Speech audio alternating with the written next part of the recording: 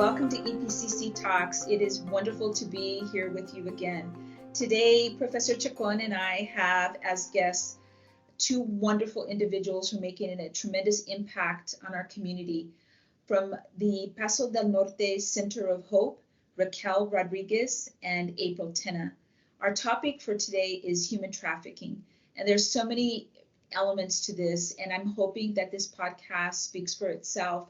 But also at the end of this podcast, we'll have some very important information as it relates to numbers, 1-800 hotlines and so forth, and details that'll be pertinent to this podcast. So I'm hoping that you enjoy, and we always, as Claudia and I say, appreciate your time. Thank you.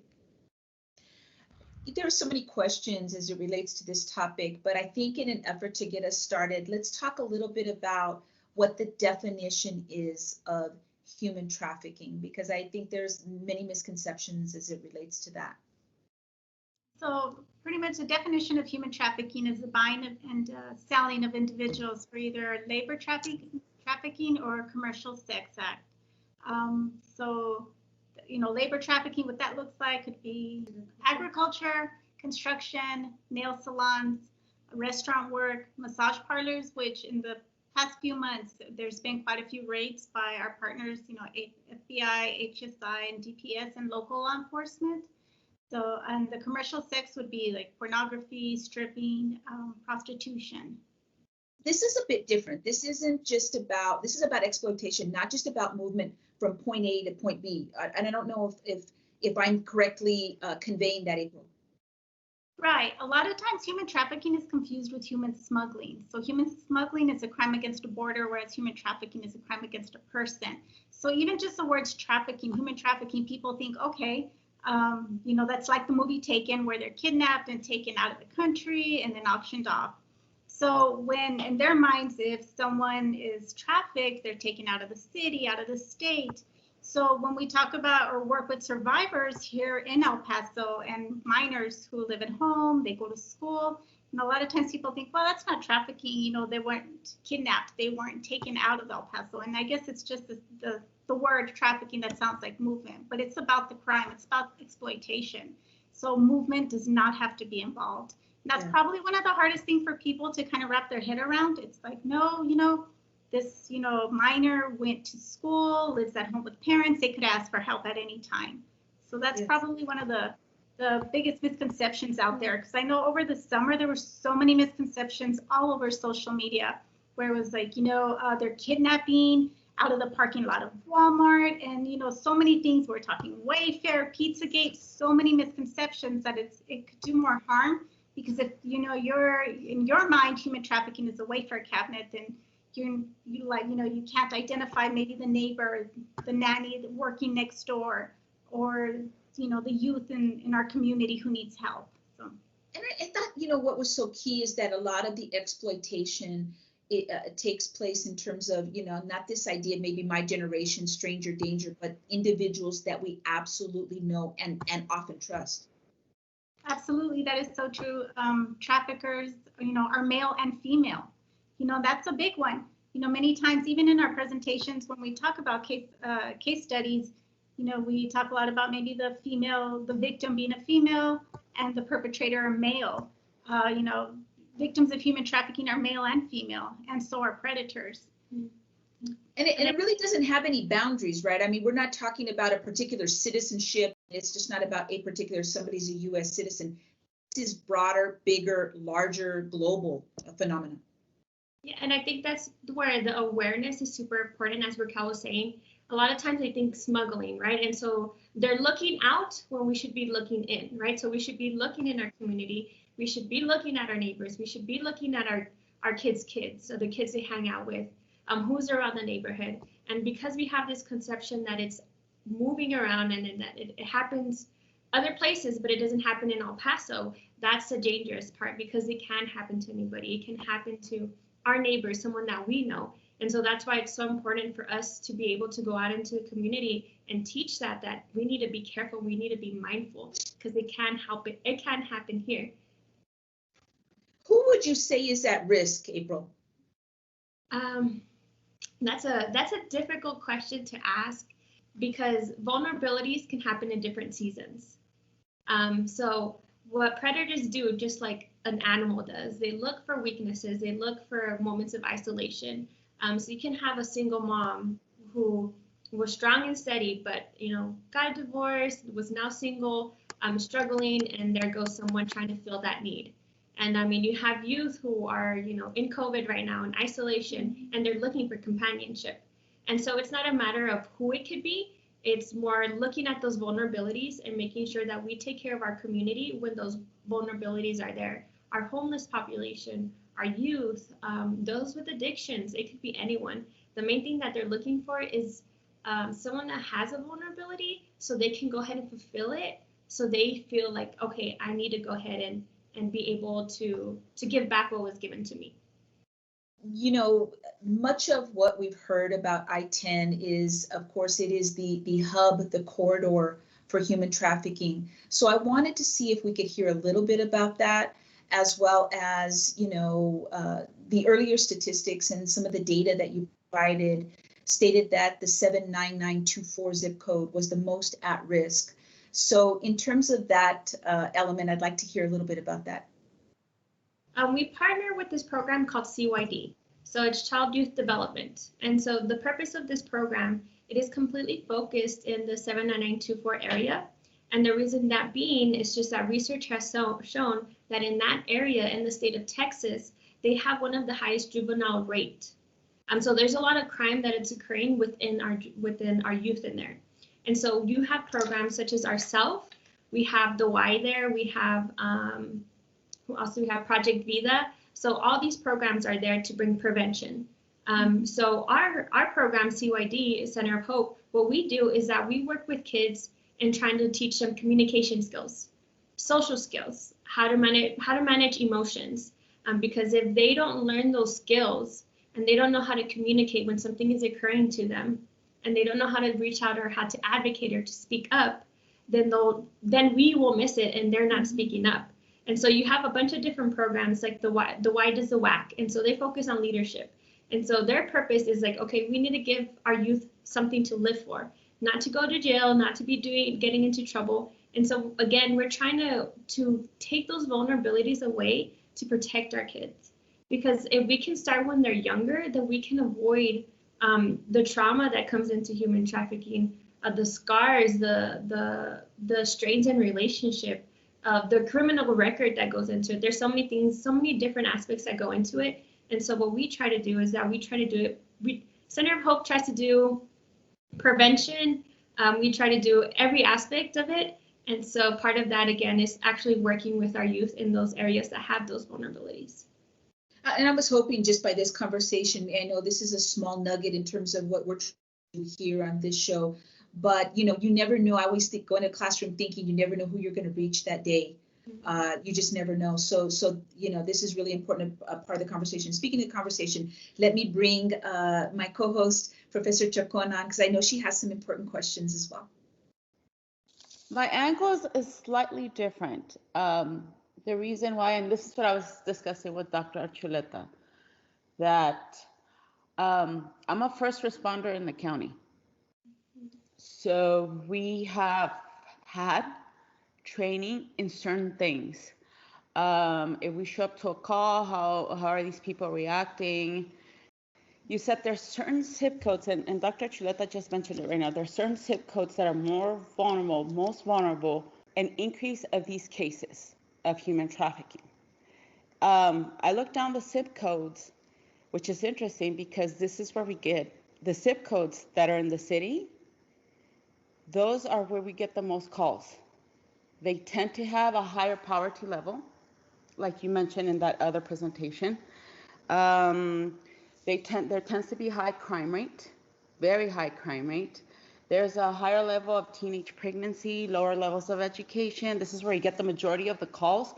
I mean, it's a gamma of calls, right? It's from domestic violence to even drive-by shootings, and so I just found, and I got together with a couple of my colleagues and said, this is very interesting how they have these pinpoints that you bring awareness right? That you said that where these cases are happening, and it's interesting how we see the majority of the calls come from these areas. So I think that a huge factor could be socioeconomic reasons, right? Most of these children, since the majority tend to be underage, tend to live in very aggressive environments. And so when they enter another aggressive environment, like you had said in the presentation, they present themselves as a boyfriend, I'm going to take care of you. It's something that they're lacking at home, right? And so I found that very interesting how our calls tend to focus in that way, in those areas that you had mentioned in the previous presentation. We do notice certain things that, like I said, we're trained to see how people react when an accident can happen, and anybody can have an accident. So we show up to these environments. One of the things is to look at our surroundings. Is it safe? Is it safe for us to come in?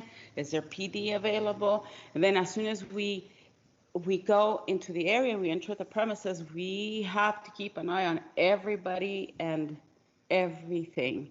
And it's very interesting how sometimes the victims will react. Mm-hmm. There's certain flags that we're taught to look at, in case those red flags, or sometimes they tell that sixth instinct says a lot. Go with it. Go with your gut feeling. If you think that this patient, there's something off about him or her, let these authorities know. So, I wish that more people would be trained. I wish we see cases sometimes, and it's two different worlds, because I live in my first responder world and I live the academic world. But sometimes I see certain things that I to me, it's not right within our own students, and they're adults. Mm-hmm. Especially now, since we're dealing with a lot of the early college students, there's certain things there that I can think of right now that, that student wasn't, how can I put it? There was something off about that student, right? So I just found that, that was extremely interesting, how my calls relate to where you're getting these cases from. Yes, so it is very common, especially with educators, that they notice something in a student, and just like you said, something's off, but they just don't know, what it is. They don't know how to pinpoint it, because unfortunately, many times it looks like child abuse, it looks like sexual assault, it looks like teen dating violence, domestic violence. So they're just kind of, and if they don't know what human trafficking is or how to identify it, they just, have that, I don't know, something's off, that confusion, like, is it not? But luckily, we work very well. Our partners, all 8 school districts. So we're able to get in there and train the staff on how to recognize and how to report and how to support their student and the families if in fact they are being trafficked. What would you say that, Claudia brings up a wonderful point, like red flags, she used that word that we need to be aware of. Some of them are just, and sometimes when we go over red flags, the people say, well, my child sleeps a lot, but it's because, they work late. They have a job and they get off of work at 1 a.m. So no, it's not, that can't be trafficking, right? So maybe 1 or 2 or 3 of these put together, it's definitely, to get that ball rolling, that conversation, and possibly report if need be. But if your child or your child's friends, they have expensive things, and maybe the parents can't afford it, or if they live with grandma and grandpa and they can't afford that really expensive phone or that expensive purse, and I understand there's some parents that can purchase, these new phones, the latest phones and designer clothes and shoes and bags, but we're talking about the kids that their parents are struggling, or maybe it's they live with grandma, or they live at home, with mom, and they can't afford that. And also, if you notice that they're hanging around with an older group of friends, or if they have an older boyfriend, and I'm not talking maybe a year or 2, I'm talking about maybe a 14-year-old dating, a 30-year-old, a 15-year-old whose boyfriend is 35, 45, they have nothing in common. That's a huge red flag. if they have a drug addiction, unfortunately, sometimes it's an easy way for a predator or trafficker to say, hey, I'll supply the drugs and you work it off. But many times traffickers brand their victims, and that's with the tattoo. Just like a rancher will brand cattle, it's to show ownership. So if, some of the common brandings are dollar signs, are, what else? The barcodes, and it's going to be where, it's visible, the neck, the chest, the arms, names, daddy's girl, things like that. That's a huge red flag. That's, definitely when we talk about and work with schools and medical community, we would always say that would be enough to make a call to the National Human Trafficking Hotline and make that report. But one other thing I just kind of wanted to touch on as well is, human trafficking happens all over El Paso. We talked about this 79924 and how April and, Center of Hope and CYD work closely, but it could happen to anyone. Many times, especially, over the summer, I keep going back to some of the misconceptions, and, we got a phone call and we were asked, like, is it safe to pump gas at night? And actually, you should always be vigilant of your surroundings, not just because it's human trafficking, but it could happen anywhere. We've worked with survivors who come from two-parent homes, who, both parents are professionals, to maybe, the foster care, or they live with the grandparent. So, again, it's about the vulnerability, that void that our kiddos are putting on social media that makes them more, I guess, accessible to a predator. Because many times people say, okay, how do our kids stay safe? Do we want them going to the mall? Should I be worried about my child, at the park? And just like you worry about them outside in the community, you need to worry about them inside your home. And many times people say, well, my kids, in the next room playing video games. But we need to find out, who they're talking to, who they're playing with. Who are your kids communicating with online, on their phone? So just as we should be worried outside when they leave our home, we need to be equally worried as what's going on in our home. I wanted to ask April in terms of that social media. I think that is the Raquel, one of the largest, and I think has so much gravity, that component. April, can you talk to us a little bit about the social media aspect? I know, our young ones are on a bunch of different platforms. What are some key things we need to look for? What are some words, key phrases, some of those things that if you can unpack some of that for us? Yeah, definitely. I think one of, to piggyback off what Raquel said, when our kids are home and they're talking to people, these predators know how to sound like a kid. So when you ask your kid, hey, who are you talking to? My friend. Mm-hmm. And so parents automatically think, okay, this is a 7-year-old boy just at the same age as my son. So we have to be very vigilant and careful and be aware of who our kids are talking to online. Because sometimes we think, oh yeah, they're the same age, they must go to our school. And these kids are, they're innocent. They believe what they're being told. So if they're told that this kid goes to the other school that's next door, they're going to believe it. And so one important thing is for the parents to always be aware and to check, not just take the word for the child, but also check who it is that they're talking to. Because when you're talking to a grown person online, you can tell by their voice. And so, but kids might not always catch it. But if we adults check and we do it in a way that is not, no, you have to let me check it. In a way of, with like doing it in a way that doesn't invade their privacy, because the more that we push that, the more then they're going to push their secrets. And so parents have to learn how to be able to do it in a way where it's like, hey, I just want to be safe. I just want to know what's going on. And another thing is our kids love to post what they're doing and where they're at. And so we spend a lot of time talking about, don't be posting your name. Don't be posting your address. Be aware when you're posting things about your surroundings.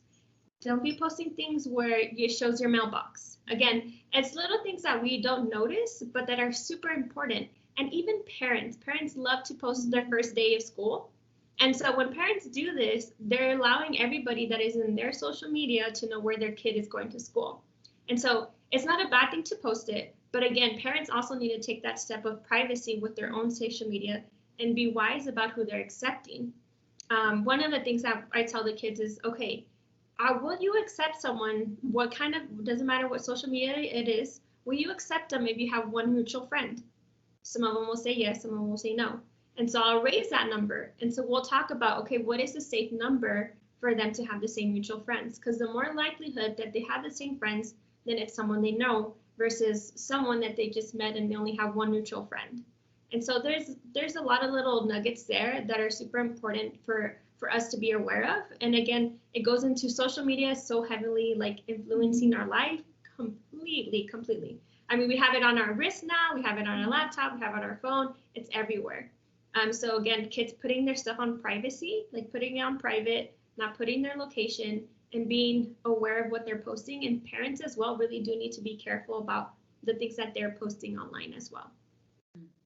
No, good advice. And you know, just a reality check. I think we've become so comfortable in our social media world, and you know, the people that are our insular little circle of people could be much broader than we think. I'm going to ask you a little bit about Raquel. How you're, let's say we're trying to start this conversation, and we had talked a little bit about trying to reach a very young audience very early, as both of you are trying to do. How does one start the conversation? If it's, I don't know, if I'm a parent, I'm a neighbor, I don't know what the entry point would be. I don't know if you could advise me, you know, where, or advise all of us, where would we start the conversation? You know, we always, when we do student or even parent presentations, we get a lot of like, well, my kid's in elementary school, so I don't think this applies to me. Or I have a son, so I don't think this would apply to me. If your child has access to the internet, has a tablet, has a phone, this is definitely a conversation you need to talk about. And again, we always, you know, we would hear in the past, stranger danger. This isn't who, you know, these predators are. So it's sitting down and having that conversation and, you know, just saying, this is what's out there and this is what concerns me. A lot of times parents say, this is exactly why my child doesn't have social media. But then we talk to the kids and then they say, oh yeah, I have Snapchat and I have TikTok, but I have it on my friend's phone. So it's like, you know, there's no, you know, oh yeah, my child's not doing it. So we always ask that, you know, you're honest and say, if you feel like you want a TikTok, let's talk about why you want it, you know, the pros and the cons. Let's talk about it together, and not just flat out say no, just like April said, no, you cannot have it, because unfortunately, they'll find a way around that.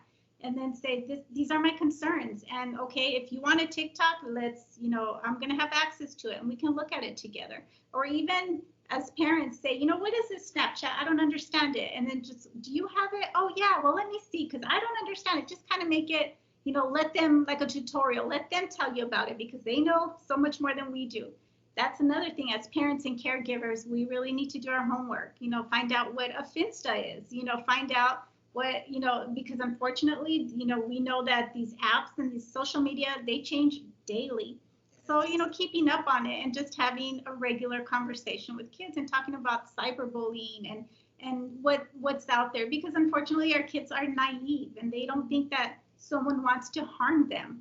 Or, you know, if someone approaches them on social media or even through a video game, you know, telling them, you know what, you know, please come to me, because this could be an adult, this could be someone else that maybe, you know, doesn't have the best intentions for you. You know, trust me enough to come to me and let's talk about this. You know, they deserve to be safe.